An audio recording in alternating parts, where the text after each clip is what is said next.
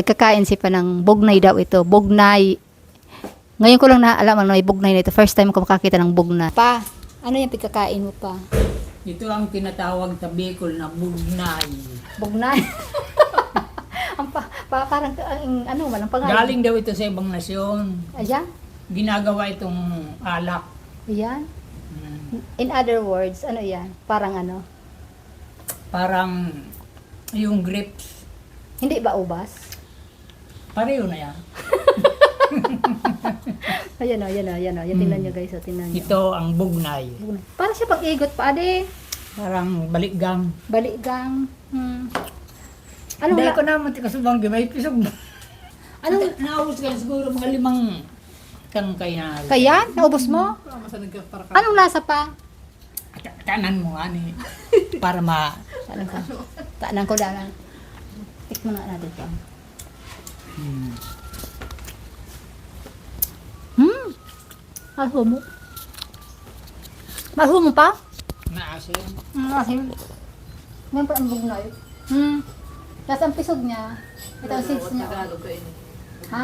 Ano daw ang Tagalog Ayan, ka? guys, alam niyo ba sa Tagalog ang bugnay? Hindi namin kasi alam kasi taga Tagalog. Ha? Kasi taga Bicol kami. Maras pang dahil ko na pansin na may pisog pala ng... Hinahindan niyo. Para ka so na pa. Kagabi daw, nakadami si Panito na ano. Hindi kaya kung ngipon kasi bangge.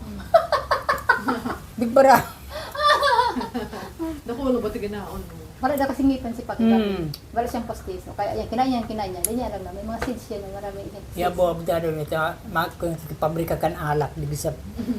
Parang grapes mga ito ang lasa niya pa, ade. Hmm. Ngayon guys, oh.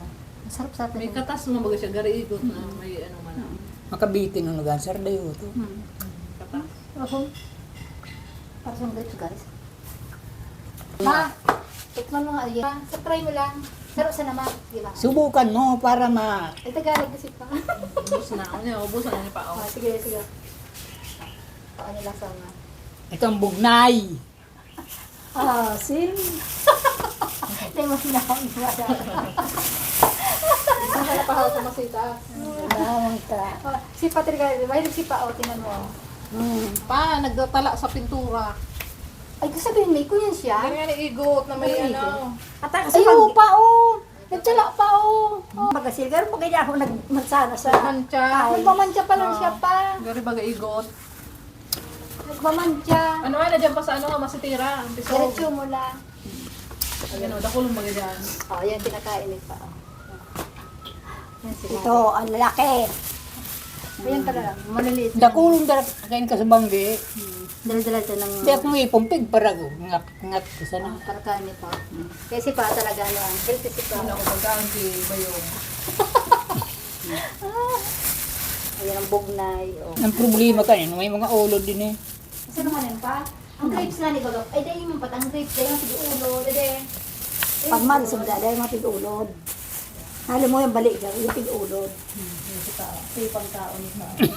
Mas Siya dami talaga. nakaubos. Dakulong darat kayo sa bangge. Kaya mo sa nagkaka. Di ba? Oo. Si ka nakaubos. Si mga abok mami mo. Doon sa pagkatako, doon na di ba yung Ala!